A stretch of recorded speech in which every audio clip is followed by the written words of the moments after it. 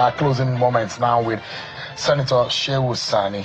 Senator, during the 2023 campaign, President TINUBU promised economic revival, anti-corruption fight, reforms, and 2 years later, his opposition and his critics are saying poverty remains stubbornly high and policy progress is sluggish.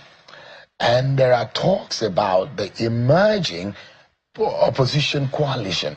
They're saying the only agenda they have is sending President Bola Tinubu back to Lagos. And we're in fact hearing that former President Goodluck Jonathan there are whispers that he may have his heart and his eyes in the game on 2027. What do you make of what is going on?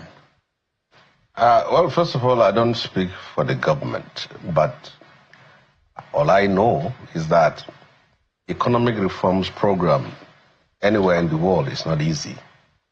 And for any nation that has a vision of the future, sacrifices need to be made. That became the foundation for greatness of nations like South Korea, Indonesia, Malaysia, and Singapore. We have to make sacrifices for the future. And we are in a democracy.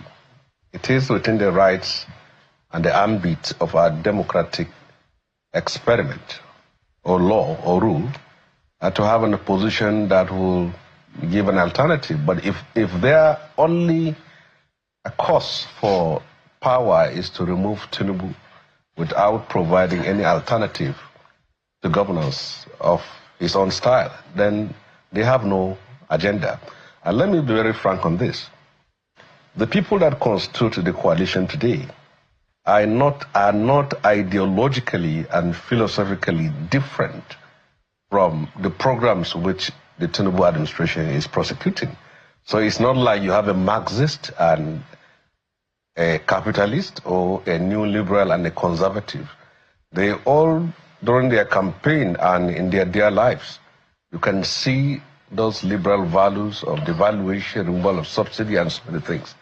So it's like the team A of ruling power and team B. Now, in the case of Jonathan, each time there's an election, you see the name of Jonathan coming up, but it is his own volition to try to contest. But I advise him not to do that. The reason for that is very simple. The PDP he used to know is not the same PDP now. The PDP in the Southwest are endorsing the president and some of his members of their party. They are in the coalition. So he is not going to be in the party that he used to know. So he shouldn't waste his time.